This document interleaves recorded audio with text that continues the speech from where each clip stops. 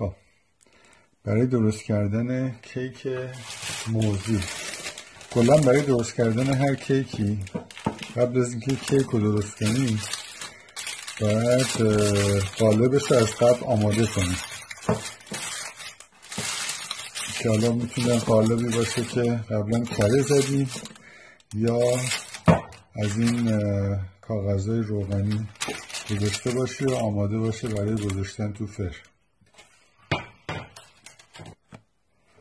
خب برای درست کردن کیک موزی یه مقدار آرد، البته توی دستورش زده 2 کاپ آرد، ولی من ببینم چقدر آرد دارم همونقدر درست میکنم. زیاد مهم نیست که حتما همونقدری که لازمه توی رسیپی نوشته بریزیم، خیلی حساس نیست، اکنون نمیخوایم بشکافیم.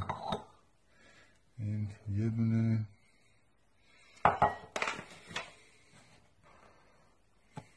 خب اینم تقریبا یه نصفه یا یه دونه سرخالی. بعد خب یک قاشق چایخوری نمک درشتم میخوایم.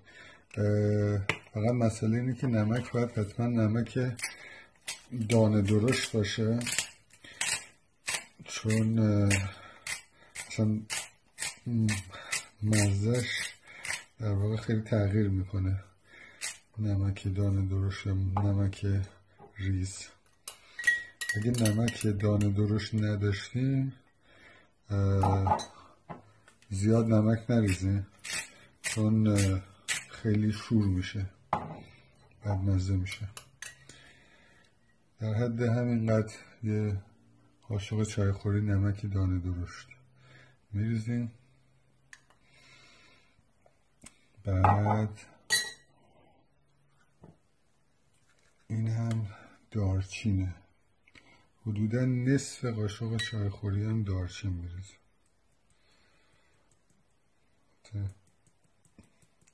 یکی دارچین بیشتر دوست داره، دارچین بیشتر میریزیم.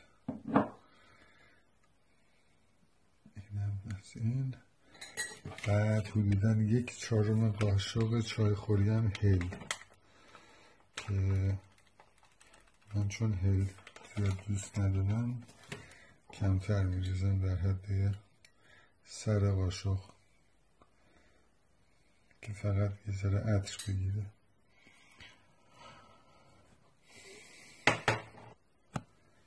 بعد چون این یه کیک خیلی سنگینی هست بیکینگ پودر بیشتر میخواد. بیکینگ پودر زده 2 قاشق چایخوری بیکینگ پودر و 1 قاشق چایخوری جوش شیرین. من چون جوش شیرین نمیخوام زیاد بریزم، برای معده خوب نیست، من بیکینگ پودر رو بیشتر میریزم، جوش شیرین رو کمتر میریزم. جوش شیرین تقریبا نصف قاشق میریزم.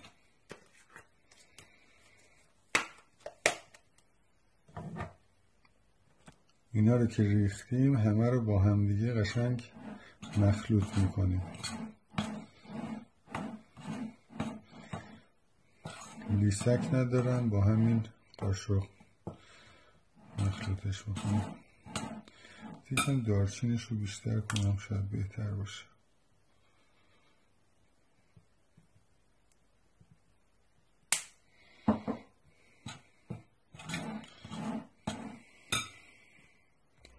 خب این که تموم شد هم زدنش میذاریم کنار، میریم سراغ مواد خیسمون. خب برای مواد خیس یه لیوان شکر میخوایم. شکر رو با مواد خشکمون قاطی نمی کنیم چون حل نمیشه. به خوبی حل نمیشه. البته خب بعضی دوست دارن که یه حالت این باشه که دونه‌های شکر رو حس کنن موقعی که کیک رو میخورن، ولی من دوست ندارم. من ترجیح بدم شکر رو زیر دندونم حس نکنم. خب 2 موز کاملا سیاه شده دارم. خب نباید، لزومی در واقع نداره اینقدر سیاه بشه، ولی خب در واقع من کیک موز رو به خاطر اینکه این موزا داشتن خراب میشدن دارم درست میکنم دیگه، چون تازه کیک موز درست کرده بودم. حتی باید 3 تا یا 4 تا موز باشه، ولی خب 2 تا دارم من. خب اینو میایم کاملا با چنگال له میکنیم، با هم دیگه مخلوطشون میکنیم. یکم که هم زدم تقریبا این شکلی شد. همینجوری ادامه میدیم. خب وقتی کامل که میزنی اینا رو با هم قشنگ اینجوری میشه. از این دونه های درشت اگه داشته باشه سعی کن حذفشون کنی، لهشون کنی. خب بعدش حالا بهش وانیل اضافه میکنیم، حدوداً 2 قاشق چایخوری وانیل.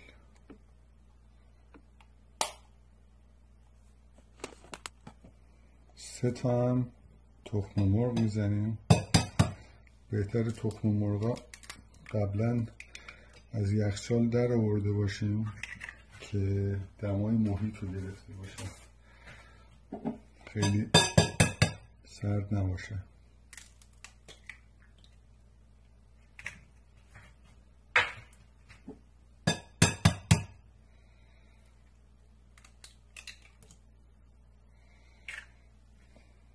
خب حدوداً 1/3 کاپ هم خامه لازم داریم، خامه نزده. خامه نزده نداشتیم میتونی از ماست استفاده کنی یا شیر پرچرب. بعد حدوداً انقدرم کره، حالا دست خودت هر چقدر بخوای، انقدرم کره میتونی آب کنی روی مثلا کتری چیزی، اونم بریزی توش. خب کره آب شد، این کره رو اضافه میکنیم بهش.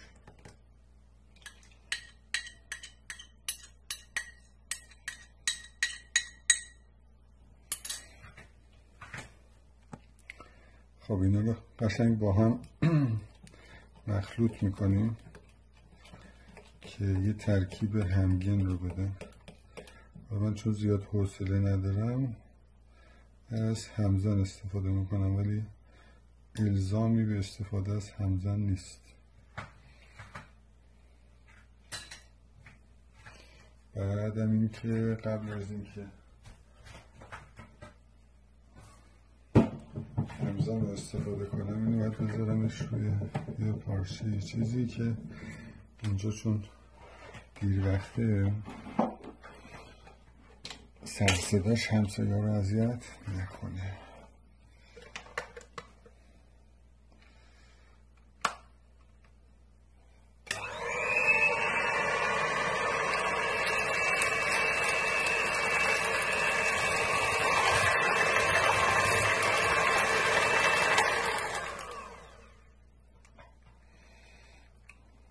اینا باید قشنگ خوب هم بخورن که شکری که ریختیم حل بشه. خب حالا باید این قسمت خشک و تر رو با هم دیگه قاطی کنیم، ولی قبل از اینکه قاطیشون کنیم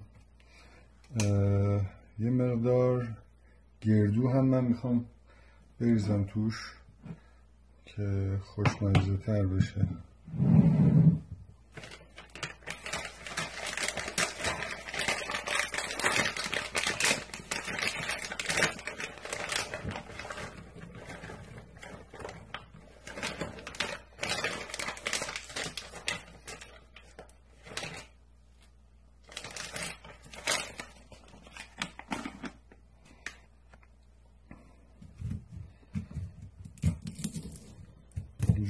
گردوها رو حالا خورد میکنیم، خیلی لازم نیستش که آسیاب بشه، در حد اینکه خورد بشه کافیه دیگه، چون آدم حس خوبی داره وقتی کیکو میخوره دونه های گردو زیر دندونش بیاد. خب این جزء رسیپی نیست، یعنی این چیزیه که خودم اضافه کردم چون دوست دارم، خوشمزه میشه. خب گردوها هم اوکی شد، حالا گردوها رو هم میریزیم توی این ترکیب خیسمون.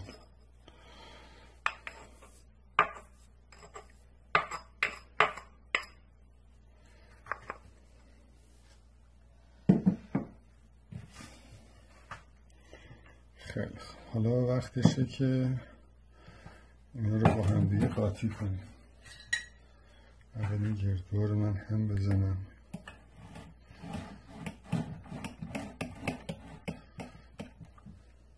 خیلی خوب، حالا میایم آردا رو اضافه میکنیم به این.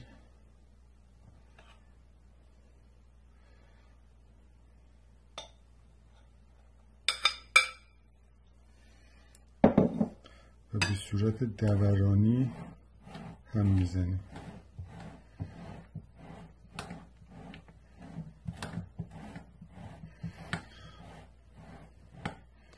از این لیسک ها اگه داشتم خیلی خوب بود، حتما باید یکی بخرم.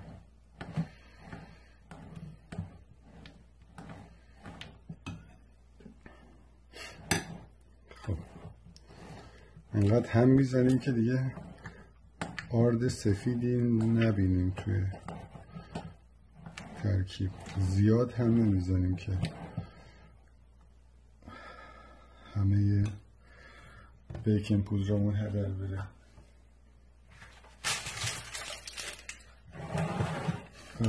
یه مقدار هم میتونیم بهش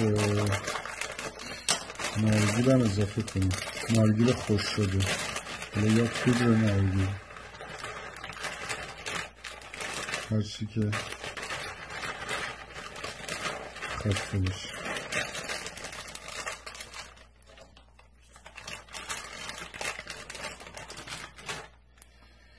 شاید خوشمزه بشه.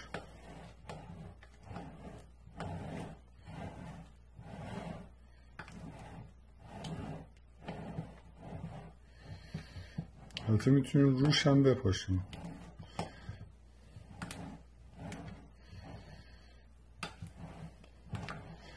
ولی خب حالا این دفعه اینجوری امتحان میکنم ببینم چه جوری میشه.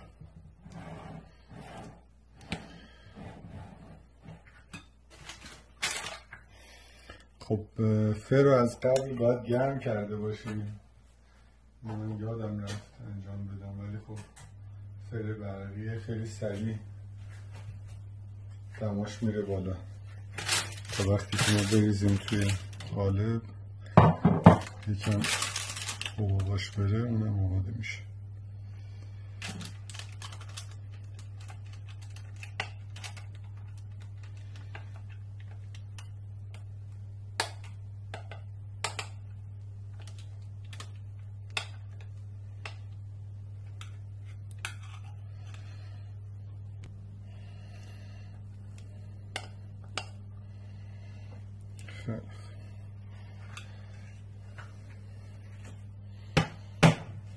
خب این حاضر شد، آماده برای تو فر رفتن. خب فر باید تا 190 درجه سانتیگراد گرم باشه، میذاریم برای 1 ساعت اونجا. حالا باید تقریبا از 45 دقیقه به بعد دیگه هی باید بهش سر بزنی ببینی که درست شده یا نه، سوخته نسوخته. اون گوشه های کاغذه دورش هم من یکم ببرم تا وقتی که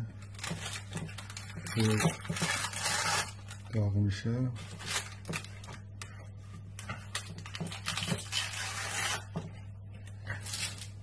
این کاغذهای گوشه نسوزه.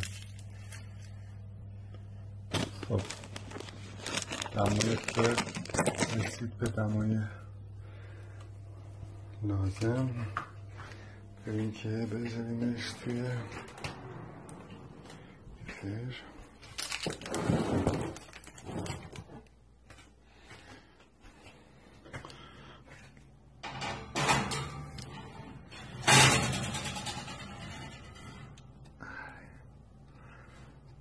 تأکیدم میکنن که خوشمزه بشی ها. آره حتی من دما رو گذاشتم روی 180 درجه برای تقریبا میذارم 50 دقیقه، بعد بهش سر بزنم ببینم چه خبره.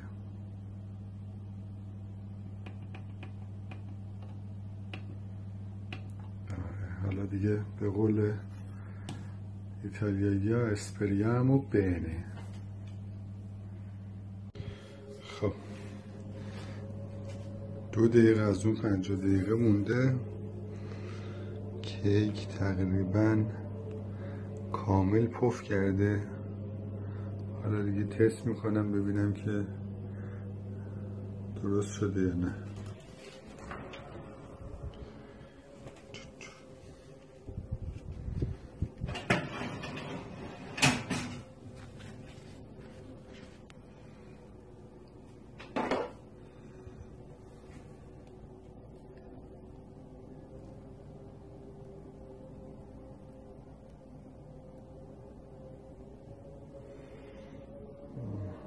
تقریبا درست شده، ولی خب یه چند دقیقه دیگه میذارم بمونه. خب اینم از کیکمون.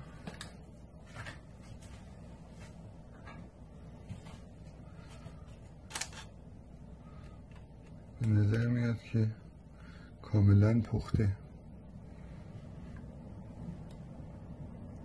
آره حالا برای اینکه دورش عرق نکنه باید از توی این حالت چیز درش بیارم، بذارم که هوا بخوره.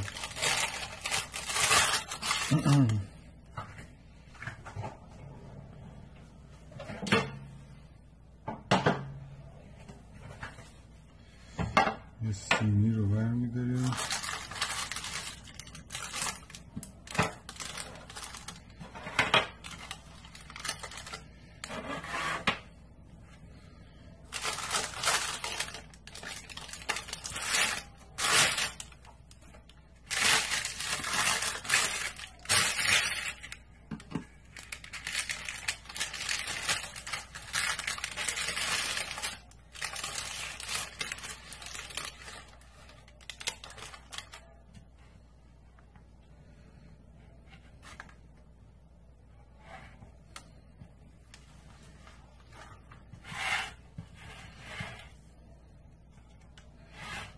بذار از اینجا برش بزنیم ببینیم چجوری شد. کاملا ترد.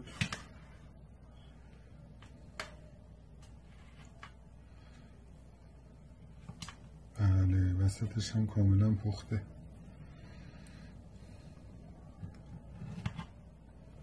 کم داغه.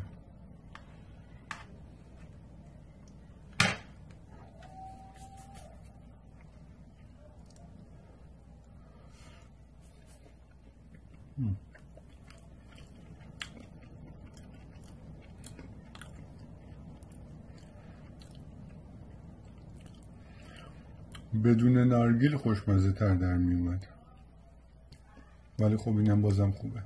سلیقه‌ایه.